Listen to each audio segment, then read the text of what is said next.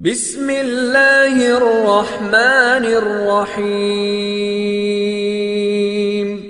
ہر کسی کو صدقہ و خیرات کی توفیق نہیں دی جاتی، نہ ہی اللہ سبحانہ ہر مال کو قبول فرماتے ہیں۔ جس پہ اللہ سبحانہ راضی ہو جاتے ہیں اسے صدقہ و خیرات کی توفیق عنایت فرماتے ہیں، ورنہ اپنی مرضی سے کوئی صدقہ و خیرات کرنے پہ قدرت نہیں رکھتا۔ صدقہ کی توفیق عنایت الہی ہے۔ جسے صدقہ و خیرات کی توفیق ملی اسے بڑی برکت ملی، گویا اس پہ رحمت کا باب کھلا۔ صدقہ سے مال کم نہیں ہوتا، صدقہ مال کو بڑھاتا اور بخل مال کو گھٹاتا ہے۔ شیطان اس معاملہ میں دھوکہ دیتا ہے، ورنہ اگر کسی کو صدقہ و خیرات کی اہمیت کا پتہ چل جائے تو کوئی بھی شے کبھی اپنے پاس جمع نہ رکھے، ہر شے خیرات کر دے اور کبھی بخل نہ کرے۔ جو شے اللہ سبحانہ کی راہ میں خرچ کی جاتی ہے کبھی کم نہیں ہوتی۔